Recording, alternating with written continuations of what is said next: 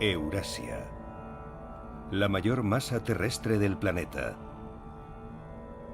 Unos 10.000 kilómetros desde el Pacífico hasta el Océano Atlántico. Una distancia formidable incluso en el mundo de hoy. Y sin embargo, a lo largo de esas vastas distancias, los seres humanos hicieron realidad una de las mayores empresas de la historia: la Ruta de la Seda. Una ruta comercial extraordinariamente rentable. Y mucho más que eso. Durante miles de años, productos exóticos, nuevas tecnologías, ejércitos conquistadores e ideas brillantes viajaron a lo largo de la Ruta de la Seda.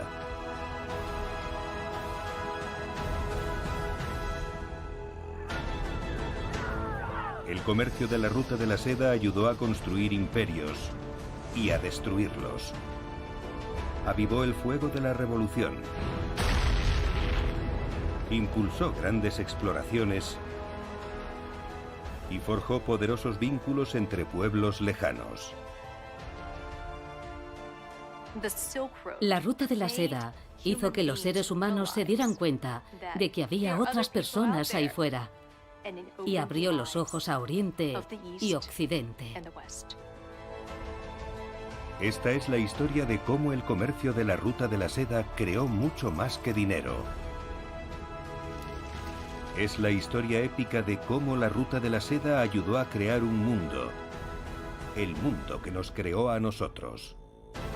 Cómo la Ruta de la Seda hizo el mundo. Episodio 3. Revoluciones.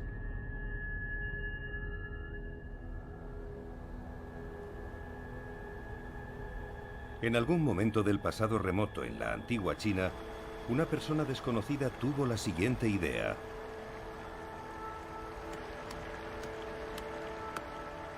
Machacó plantas hasta que fueron reducidas a pulpa, que después coció en agua.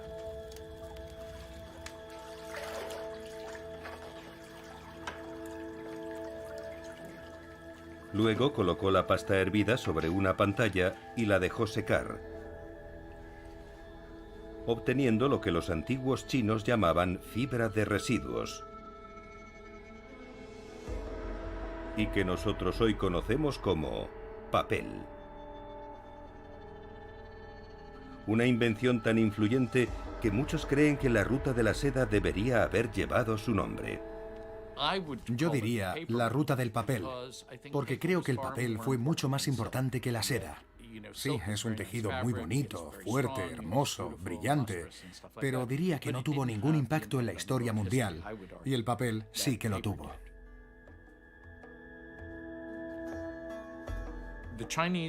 Los chinos creen que fue un eunuco de la corte, Kai Lung, quien inventó el papel alrededor del año 100 de nuestra era, utilizándolo para escribir. Sin embargo, los arqueólogos chinos han descubierto restos de papel en los desiertos del oeste de China que son anteriores, puede que 3 siglos o incluso más. Probablemente los chinos utilizaron por primera vez el nuevo invento como material para envolver, mientras seguían escribiendo a la antigua usanza, en tablillas de bambú. Se pueden escribir muchos caracteres en una tablilla de bambú de 40 centímetros de longitud. El problema es que si quieres escribir una novela, por ejemplo, o una crónica histórica extensa, necesitarás una pila de tablillas de bambú y mantenerlas todas ordenadas, y eso es muy laborioso. El papel, hecho con la celulosa de las plantas, puede fabricarse en cualquier lugar en el que crezcan plantas. Puede fabricarse en cualquier lugar del mundo con casi cualquier material.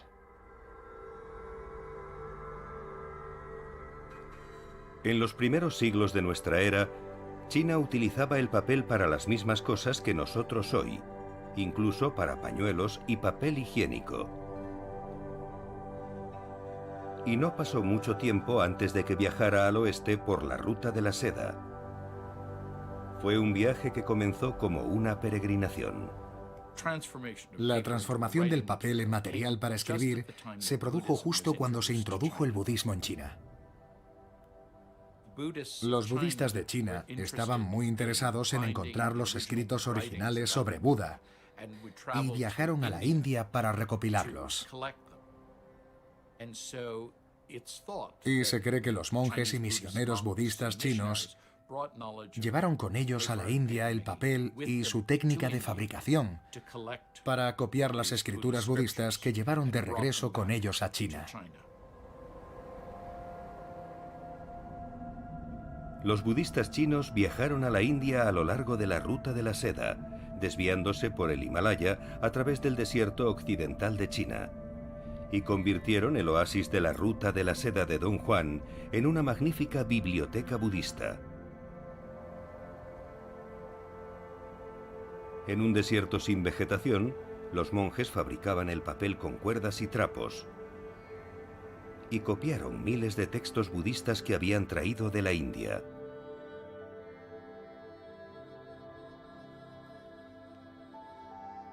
Gracias al budismo chino y a la evidente utilidad del papel para guardar un registro de las transacciones comerciales, el papel empezó a extenderse por toda Asia. Mientras difundían el budismo por todo el sudeste asiático, los chinos también introdujeron el empleo y la fabricación del papel en lugares como Corea, Japón y Vietnam. Sabemos con seguridad que eso fue así antes de la época de la conquista musulmana de Asia Central, que se produjo alrededor del año 700. En el siglo VIII, los ejércitos árabes que combatían en nombre de una nueva religión, el Islam, avanzaron por Asia Central y se enfrentaron a los ejércitos chinos. Durante el mismo siglo, el mundo árabe comenzó a fabricar su propio papel.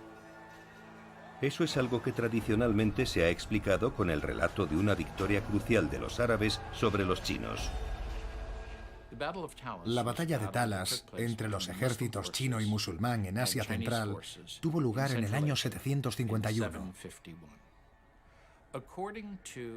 Según cuenta el historiador Atta al-Abi, en la batalla capturaron a fabricantes de papel, y así habría sido como los musulmanes aprendieron a fabricar papel.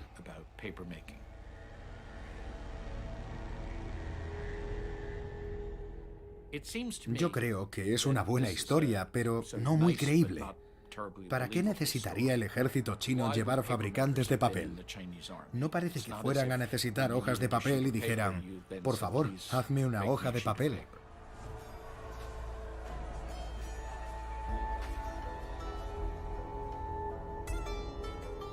Es mucho más probable que los árabes descubrieran el papel comerciando a lo largo de la ruta de la seda y que enseguida reconocieran su inmenso valor práctico. Entonces, en Oriente Medio, escribían sobre papiro egipcio, pero tenían que comprarlo en Egipto. Y el papel podían fabricarlo ellos mismos. A finales del siglo VIII, los árabes ya habían empezado a producir papel. El momento decisivo para el papel fue cuando lo descubrió la burocracia musulmana. En concreto, los funcionarios que dirigían el califato abasí, fundado en torno al año 750 de nuestra era. Desde Bagdad, su capital, los abasíes gobernaron el imperio más grande de su época. Los administradores del imperio tenían la responsabilidad de guardar registros sobre a quién habían pagado, quién debía cuánto, quién poseía qué, quién tenía que hacer algo. Menos de un siglo después de que descubrieran el papel en Asia Central, ya lo estaban fabricando en la capital del imperio. Y rápidamente empezaron a usar el papel para algo más que llevar sus archivos. En el siglo VII, en Bagdad y en todo el mundo árabe, la disponibilidad de papel barato hizo posible una de las épocas de mayor esplendor cultural de la humanidad. Bagdad se convirtió en un centro de aprendizaje en el que se escribían libros y se traducían libros de otros idiomas. La gente escribía libros sobre todos los temas posibles, no solo sobre las palabras de las tradiciones del profeta, sino también literatura popular, ciencia, astronomía, geografía. Se traducían libros griegos de matemáticas y sobre todo tipo de temas. Y esa explosión del aprendizaje, que se conoce desde hace mucho tiempo, nunca se relacionó con el hecho de la disponibilidad del papel. Durante la Edad Media, la España árabe vivió una época de esplendor cultural. Eruditos, musulmanes, judíos y cristianos colaboraban traduciendo, enseñando y preservando grandes obras de la ciencia, las matemáticas y la filosofía. Según una crónica, en España, la Biblioteca Real del Califato de Córdoba contaba entre el 960 y el 970 aproximadamente con 400.000 libros. Probablemente se tratara de una exageración, así que vamos a quitarle un cero. Pongamos que había 40.000 libros. Eso seguirían siendo 10 veces más títulos que los que habría en la biblioteca universitaria más grande de Europa varios siglos después. Porque las bibliotecas europeas guardaban pergaminos y las bibliotecas del mundo musulmán, papel. España fue probablemente donde los europeos descubrieron el papel por primera vez. Pero los comerciantes italianos también lo habían descubierto a través del comercio de larga distancia. En esa época, los comerciantes cristianos de Europa, de ciudades como Pisa, Génova y Venecia, viajaban a ciudades del mundo musulmán, tales como El Cairo y Damasco, en busca de productos exóticos como las especias y la seda, y sin duda tuvieron que conocer el papel. De forma que los primeros europeos que usaron el papel pudieron ser los comerciantes que habían visto a los musulmanes usar ese material y lo llevaron de regreso con ellos. Pero al principio muchos europeos desconfiaban del papel. Parecía muy endeble en comparación con el pergamino, hecho con piel animal. Federico II, el emperador del Sacro Imperio Romano Germánico, estaba familiarizado con el papel, pero no apreciaba sus cualidades, así que ordenó que todos los documentos que habían sido copiados anteriormente en papel se volvieran a copiar sobre pergamino.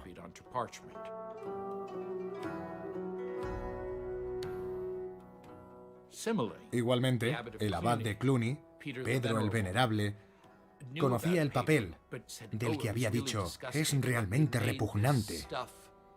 Hacen esa cosa con materiales viles, en lugar de con hierbas puras del lecho del río, refiriéndose al papiro, o a la piel de animales puros.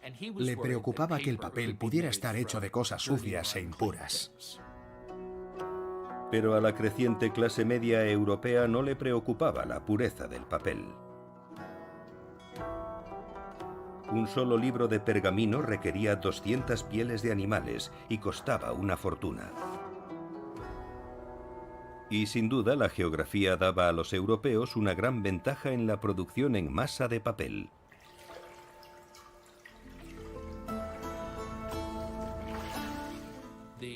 Los ríos en Oriente Medio no tenían caudal como para crear suficiente energía hidráulica, mientras que la mayor irregularidad del suelo europeo favorecía el aprovechamiento del agua de forma más eficiente para producir pulpa con mayor rapidez.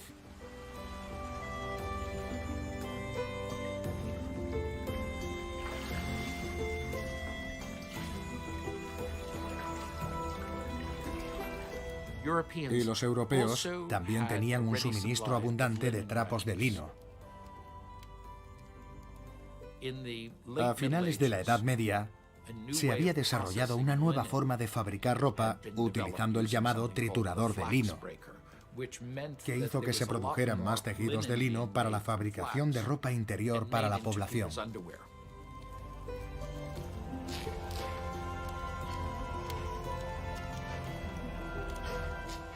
La ropa interior de lino era mucho más cómoda que la ropa interior de lana porque no rasgaba, así que el lino se volvió muy popular y los trapos se convirtieron en la materia prima para fabricar papel.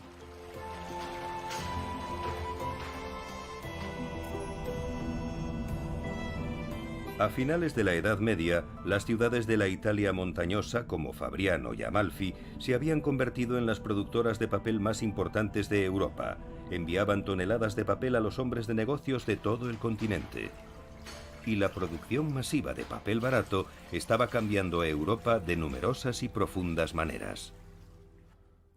Uno de los documentos más interesantes que he visto en fotografía es un poema de Petrarca, el poeta italiano.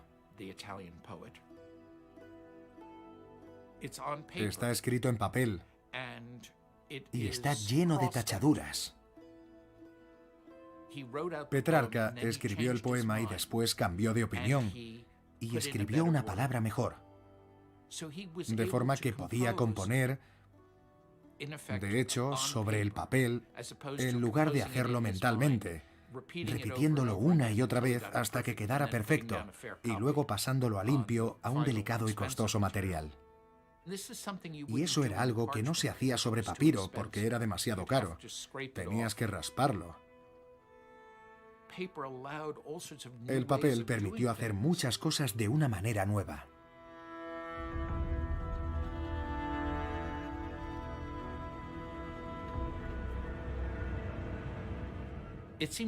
Yo creo que no es casual que el arte del dibujo se desarrollara precisamente en el siglo XV, en Italia.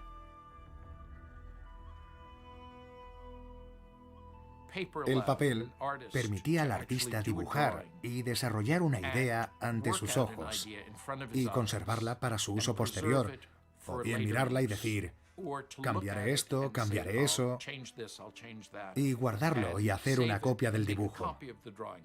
Sabemos que Miguel Ángel, por ejemplo, hacía dibujos de sus dibujos o dibujos de otros artistas. Eso no habría sido posible con el pergamino, porque hubiera sido un despilfarro. Mientras tanto, en Asia, el país que había regalado el papel al mundo desarrolló una tecnología que hacía que el laborioso trabajo de los copistas para producir libros se convirtiera en un proceso estandarizado: la imprenta. En el siglo IX, en la época de la dinastía Tang, los impresores chinos imprimían páginas de libros talladas en un solo bloque de madera. El libro impreso más antiguo del mundo es esta copia china del Sutra del Diamante, un libro budista impreso en el año 868. Unos 400 años después, en torno al 1300, la técnica xilográfica asiática había llegado a Occidente a través de la ruta de la seda. Pero para entonces, China ya había inventado una forma más eficiente de imprimir.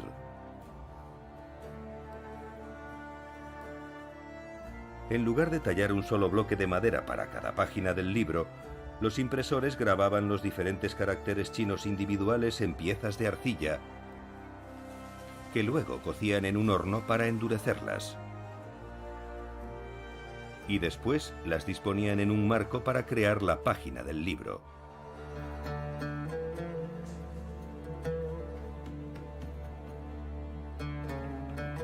Fue la primera vez que se usaron los tipos móviles.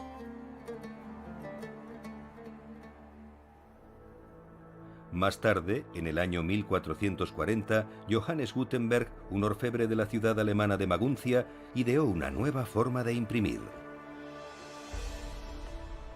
Gutenberg empezó con una prensa de tornillo. Un tornillo de madera presionaba una plancha sobre una superficie plana. Había sido inventada por los romanos para hacer vino, y en la época de Gutenberg se utilizaba para hacer xilografías. Gutenberg creó sus propios tipos móviles perforando las letras sobre metal y fundiéndolas con un molde manual que él mismo había inventado. Ideó un sistema para componer rápidamente en bandejas las líneas de tipos móviles. E inventó una nueva tinta aceitosa para imprimir que se transfería fácilmente a los tipos de metal. La novedosa forma de imprimir era mucho más rápida y más eficiente que las técnicas de impresión asiáticas. Pero su mayor ventaja pudo ser simplemente esta: el alfabeto latino.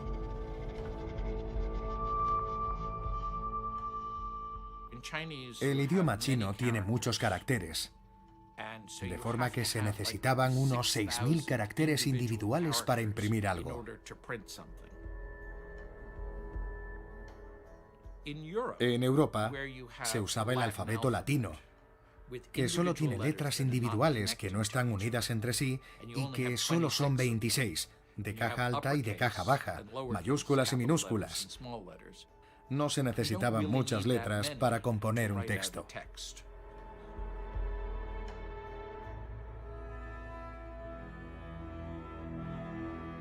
Si alguna vez una nueva tecnología cambió la historia de la humanidad, esa tecnología fue la imprenta de Gutenberg. Pocos años después de la primera edición de Gutenberg, millones de europeos estaban leyendo la Biblia y otros libros de éxito de ventas traducidos a sus propios idiomas. Es algo a lo que nosotros estamos acostumbrados, pero en la Europa del siglo XV fue algo revolucionario. Trabajando juntos, el papel y la imprenta habían logrado algo que nunca antes había ocurrido: democratizaron el conocimiento. Debo decir que si Gutenberg no hubiera inventado la impresión tipográfica, seguramente alguien lo habría hecho, porque en esa época existía una enorme demanda de textos escritos. Durante miles de años fue suficiente con que los monjes copiaran los manuscritos a mano. Pero ese sistema era, por así decirlo, un camino unidireccional. El Papa podía distribuir su información, pero los que estaban en la parte inferior no podían hacer llegar su información a la cumbre. Por toda Europa había aparecido una nueva clase, la de los comerciantes, una floreciente burguesía. Ellos crearon un mercado completamente nuevo, en el que la palabra escrita tenía una gran demanda. La nueva demanda de libros en Europa y la nueva capacidad para producir libros en masa para satisfacer esa demanda pronto tuvo enormes consecuencias. En Alemania, un monje y agitador llamado Martín Lutero redactó una lista con 95 propuestas para reformar lo que denunció como las prácticas corruptas de la Iglesia Católica. Gracias al papel y a la imprenta, sus ideas se extendieron como un reguero de pólvora por Alemania y Suiza. Fue así como comenzó la Reforma Protestante, una revolución espiritual que pondría fin al milenario monopolio católico del alma europea.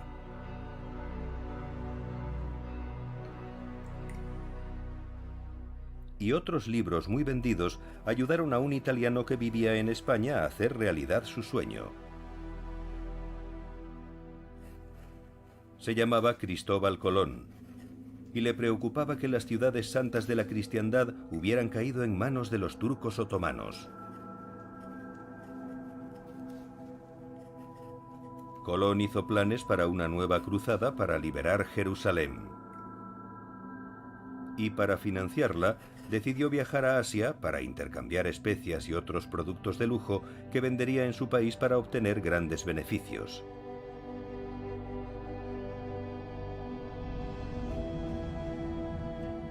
Pero el Imperio Otomano había cerrado la ruta de la seda a los europeos. Colón necesitaba encontrar una nueva ruta para llegar a Asia. Con la lectura de dos libros, Los viajes de Marco Polo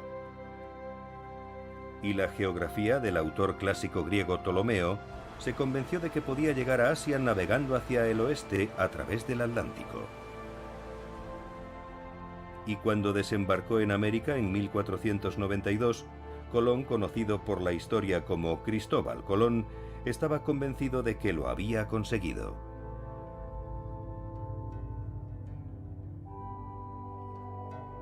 Pero de hecho, la verdadera ruta marítima a Asia no se descubriría hasta 1498, cuando el navegante portugués Vasco da Gama llegó a la India navegando hacia el este, una vez rodeado el cabo africano de Buena Esperanza. Pero el nuevo mundo que Colón le había regalado a España demostró tener sus propias riquezas. A mediados del siglo XVI, los portugueses ya mantenían buenas relaciones comerciales con China en Cantón y Macao. Y las colonias americanas enviaban tanta plata que en España casi no había sitio para almacenarla. España la enviaba al norte de Europa, especialmente a los Países Bajos, a cambio de productos comerciales. Con los bolsillos repletos de plata americana, los europeos se volvieron adictos a dos lujos asiáticos. Uno era la porcelana, una cerámica extraordinaria, fabricada cociendo una arcilla blanca y suave llamada kaolín a temperaturas muy altas, de más de 1000 grados centígrados. China fabricaba porcelana para la exportación y la comercializaba por toda Asia y Oriente Medio desde al menos el siglo IX. En el siglo XVII, los holandeses apresaron 2 barcos portugueses cargados de porcelana e hicieron una subasta gigante. Fue el comienzo de 300 años de obsesión europea por la cerámica china, o como se la conocía en Europa y Estados Unidos, porcelana china. Era un símbolo de estatus para los occidentales, que nunca habían visto nada parecido y que tampoco sabían cómo se fabricaba. La porcelana importada era indispensable para consumir otro producto comercial chino muy codiciado por los europeos: el té. Al igual que la porcelana, desde el siglo IX, el té había sido un producto muy rentable para China, que lo exportaba a Oriente Medio, pero no a Europa. Los portugueses empezaron a comerciar con el té en el siglo XVI.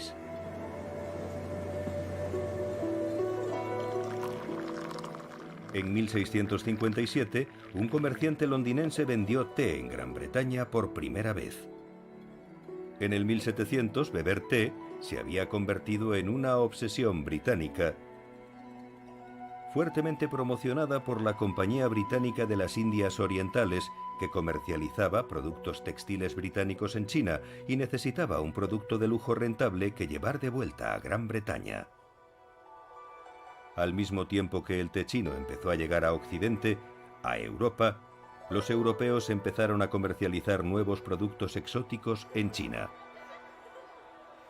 En el siglo XVII, decenas de nuevas plantas cultivables originarias de América, como la patata, la batata, el maíz, el cacahuete, la piña, el chile y el tomate, aparecieron en los mercados chinos.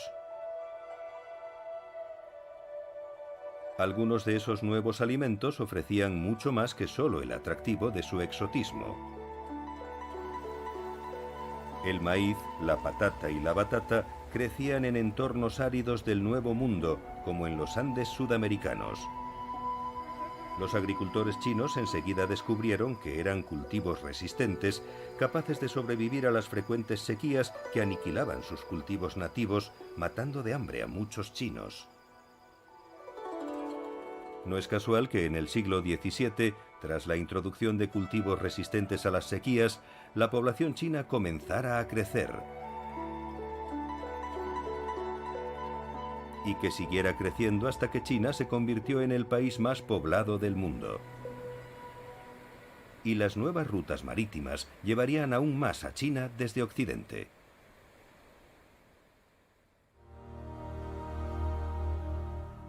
Un italiano de nombre Matteo Ricci llegó a China en 1582 y pasó allí el resto de su vida. Ricci era un misionero católico. Y su misión en China dio lugar al encuentro de algunas de las mentes más cultivadas de la historia. Ricci aprendió a hablar, a leer y a escribir chino, e hizo una amistad profunda con algunos eruditos chinos. Uno de los colaboradores más próximos y primer convertido al catolicismo por Matteo Ricci fue el matemático Xu Guangqi. Mi antepasado, Xu Guangqi, que en la historia vaticana es conocido como Paul Xu, conoció a Ricci recién llegado a China.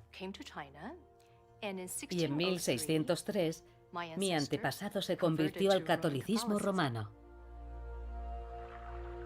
Trabajando juntos, tradujeron al chino la obra del matemático griego Euclides y otros clásicos de la ciencia y de las matemáticas occidentales.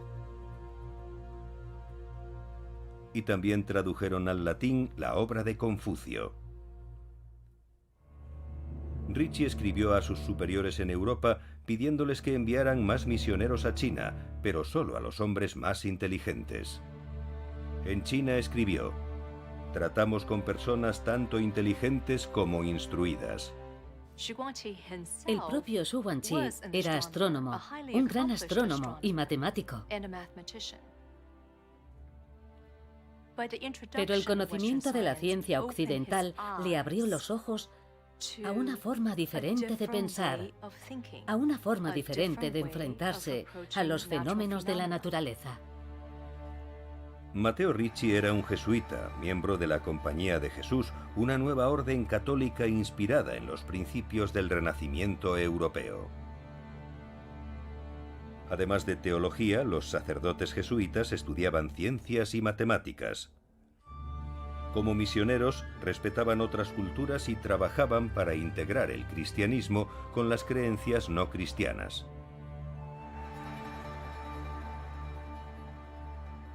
Casi 1 millar de jesuitas trabajaron en China desde el siglo XVI hasta el XIX, enseñando desde ingeniería hasta matemáticas, geografía, y enviaban a Europa los clásicos de la cultura china traducidos. Dieron a Europa sus primeros conocimientos profundos sobre la civilización china y a China sus primeros conocimientos en profundidad de Occidente.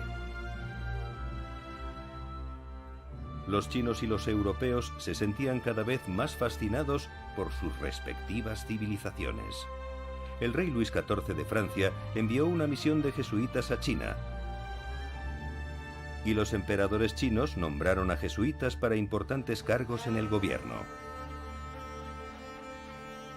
Durante más de un siglo, los astrónomos jesuitas dirigieron el Observatorio Astronómico Imperial. Uno de ellos, el alemán Johann Adam Schall von Bell, ayudó a crear un nuevo calendario chino que predecía los eclipses solares y lunares con gran precisión. Y también dio a conocer a sus colegas chinos una nueva invención europea, el telescopio. El sacerdote belga Ferdinand Verbiest construyó un acueducto, fabricó cañones de estilo europeo para el ejército chino y fabricó un vehículo a vapor para el emperador, que es considerado por muchos el primer automóvil de la historia. En 1674, Verbiest presentó al emperador un nuevo mapa del mundo. Era el resultado de la colaboración entre el conocimiento chino y europeo, y mucho más que un simple mapa. Era la expresión de una nueva visión del mundo. Una visión del mundo inspirada en la ciencia, la exploración y en la confianza, en la capacidad humana para descubrir, inventar y crear un mundo mejor. Una visión que consideraba el mundo como uno solo. Puede decirse que el sabio más famoso de esa época era Voltaire. Y en su ensayo sobre las costumbres, publicado por primera vez en 1756, afirmaba que China era el ejemplo de monarquía ilustrada dirigida por intelectuales.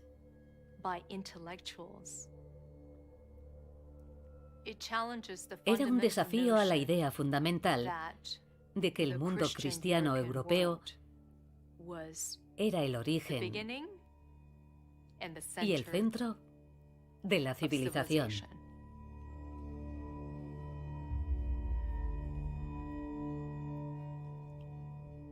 China, en opinión de Voltaire, era una civilización gobernada por la razón y gobernada por hombres que ascendían por su educación,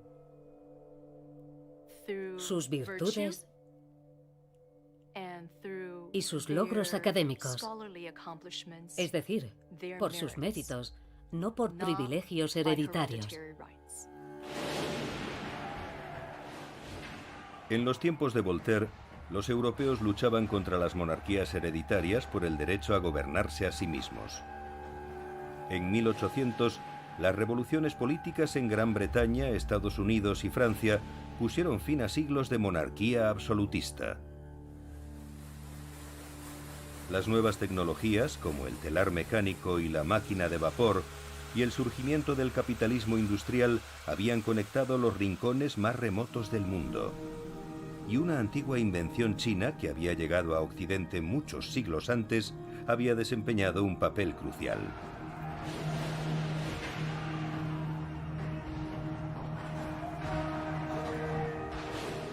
La pólvora había hecho posible la guerra moderna.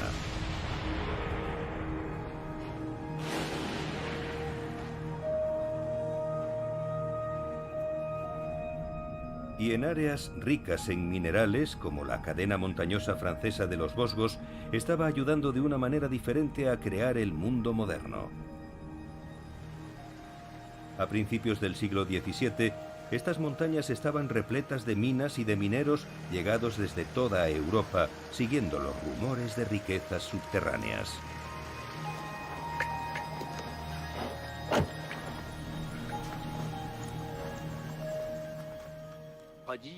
Cuando oían que se podía hacer dinero en algún lugar, iban allí a probar suerte.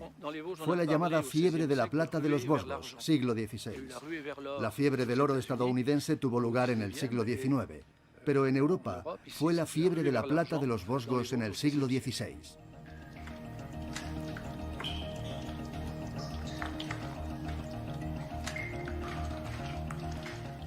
En los libros de contabilidad de una compañía minera en Letilló, los arqueólogos descubrieron una entrada del año 1617 en la que se registraba la compra de pólvora para hacer algo revolucionario: una voladura de roca en el interior de una galería minera. Esta sección es sin duda extraordinaria, porque aquí podemos ver cómo por primera vez se usó la pólvora en una mina, con estos grandes agujeros en la pared, a intervalos de 30 o 40 centímetros, preparados para usar explosivos. Probablemente son de la década de 1620. Y esta era una nueva técnica para la que se emplearon nuevas herramientas. Obviamente tuvieron que inventar todo el proceso, ya que era la primera vez que se hacía. En la roca se pueden observar las huellas de esta técnica y las marcas de las herramientas son claras. Esta es una herramienta que descubrimos en las excavaciones de las últimas semanas.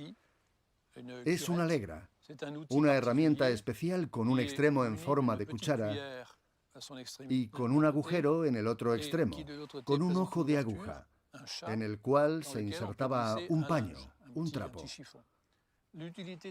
Una vez perforado el agujero con una broca, la función de esta herramienta era sacar el polvo poco a poco del agujero hasta que estuviera limpio. Después, el otro extremo se usaba para secar el agujero antes de introducir la pólvora, porque la humedad estropea la pólvora. Esta herramienta se siguió utilizando de la misma forma durante los siglos XVIII y XIX. Otra herramienta metálica encontrada recientemente es esta pieza metálica llamada pasador, que permitía guiar al detonador empujándolo por un extremo para que se deslizara por la espiga hasta la pólvora. Como no era posible deslizar un detonador blando a tanta distancia sobre un trozo de madera dentro del agujero, hay que guiarlo. Y usaban esta herramienta, así. Estas son las herramientas básicas que demuestran el proceso, el uso de la pólvora a principios del siglo XVII. A comienzos del siglo XIX, la pólvora ayudó a la minería europea a pasar de la laboriosa extracción manual a convertirse en una industria moderna que podía satisfacer la creciente demanda de la economía industrial europea. Y al otro lado del Atlántico estaba a punto de ayudar a un país nuevo a liberar su vasto potencial económico. El 4 de julio de 1817, en el 41 aniversario de Estados Unidos en Nueva York, los trabajadores empezaron a excavar el Canal de Erie. Un canal navegable de casi 600 kilómetros, diseñado para conectar los grandes lagos con el río Hudson y el océano Atlántico, para que las ciudades y granjas de la frontera estadounidense pudieran transportar y vender sus productos en todo el mundo. La mayor parte del canal transcurría por una llanura, y los constructores del canal apenas tuvieron problemas para excavar su suelo blando. Pero a 50 kilómetros del lago Erie, el paisaje cambia bruscamente. En 1824 llegaron aquí a Lockport y lo que encontraron fue un estrato de un mineral perteneciente a una roca muy dura. Tuvieron que excavar entre 15 y 20 kilómetros, mucho más de lo que habían tenido que excavar en todo el canal. Es la misma roca que forma la escarpa de las cataratas del Niágara. Era como si estuvieran escalando la pared de las cataratas del Niágara para llevar los barcos del canal desde aquí hasta el lago Erie y el lago Superior. Para que los barcos del canal pudieran llegar desde Lockport hasta el nivel del lago Erie, tenían que salvar un desnivel de 15 metros de altura. Y la única forma de hacer eso era construyendo un complejo sistema de esclusas. Pero excavar con picos y palas esas esclusas en la dura piedra dolomita habría sido prácticamente imposible. Podían cavar con picos y cinceles, pero habrían tardado años y más años en abrirse paso a través de esta roca. Sin explosivos, no habrían llegado muy lejos. No habrían podido alcanzar su objetivo último, el lago Erie.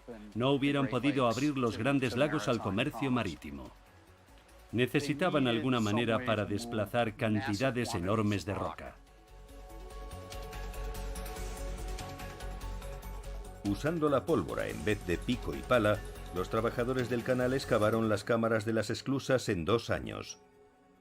Pero el trabajo de la pólvora solo acababa de empezar. Tan pronto como el canal alcanzó la altura del lago Erie, tuvieron que rebajar de tal forma que el agua del lago fluyera por él y se mantuviera lleno de agua.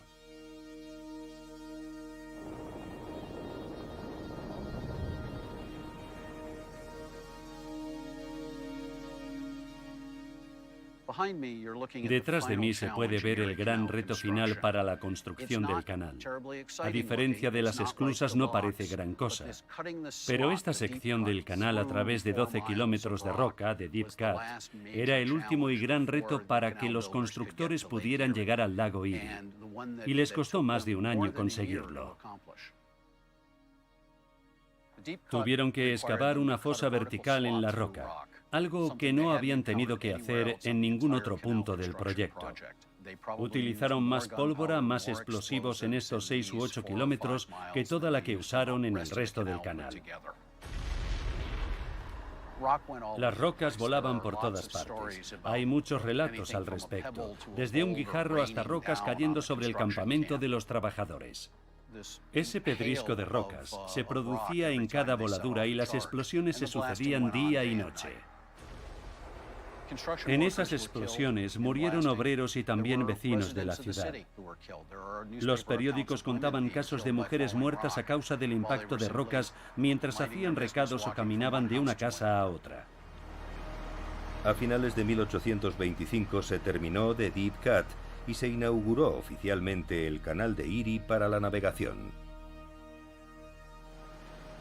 Mucho antes de que las carreteras y los ferrocarriles llegaran a las tierras vírgenes de Norteamérica, el canal de Erie hizo posible la expansión económica hacia el oeste del joven Estados Unidos.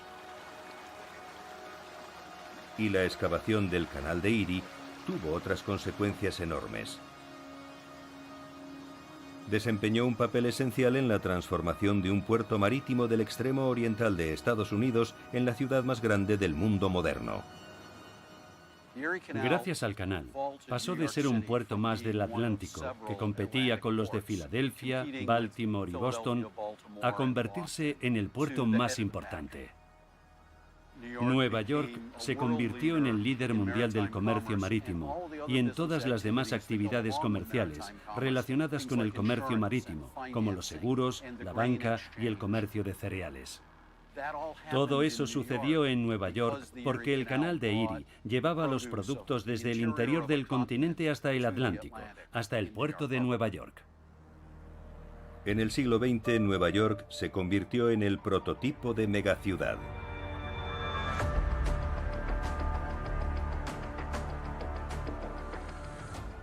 Creada y sustentada por el comercio global, la megaciudad trasciende sus raíces nacionales y se convierte en una ciudad mundial que acoge a toda la diversidad humana. La evolución de Nueva York fue la expresión máxima de fuerzas que llevaban miles de años operando, puestas en marcha y sustentadas por el comercio entre Oriente y Occidente a través de la Ruta de la Seda. Un camino a través de la historia que no solo unió a los seres humanos, sino que dio forma a su destino. La Ruta de la Seda fue como un rayo de luz.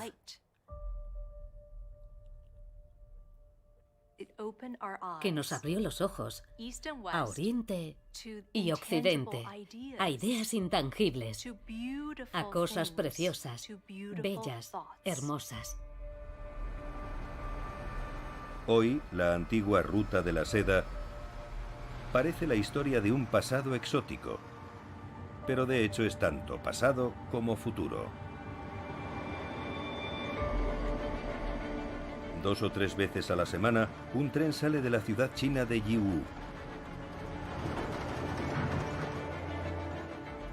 Va cargado de productos fabricados en China y en su camino atraviesa 6 países de Asia Central y de Europa del Este.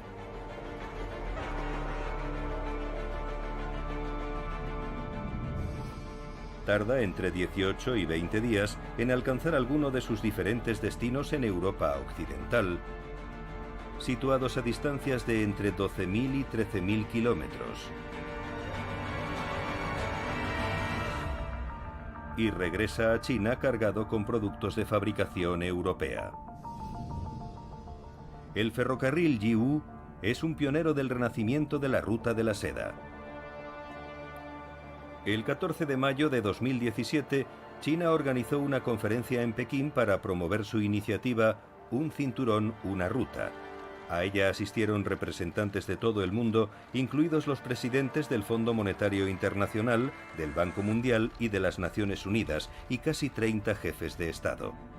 Conocido también como OBOR, Un cinturón, una ruta, planea invertir $1 billón en una red de transportes que conectará 60 países, 2/3 de la población mundial y 1/3 del PIB mundial. Inspirado en la antigua Ruta de la Seda, restablecerá las antiguas rutas comerciales por tierra y por mar. Y también creará una nueva Ruta de la Seda en el espacio. El 1 de agosto de 2017, la nave espacial de carga china Tianzhou-1 puso en órbita el nanosatélite Silk Road 101. Es un satélite exploratorio para una constelación de 30 satélites que operan en una gran variedad de longitudes de onda. Estos satélites ayudarán a construir un sistema de navegación vía satélite seguro y fiable que proporcionará servicios de navegación, mapeo y tecnología de detección remota a todas las ciudades de China occidental y a otros países situados en la nueva Ruta de la Seda. Viajar al espacio ofrece una forma superior de conexión para la comunicación global. Los satélites de comunicación y de observación terrestres son ejemplos clásicos. En 2020 completaremos la primera fase de la estación espacial. Después, la estación espacial entrará en funcionamiento.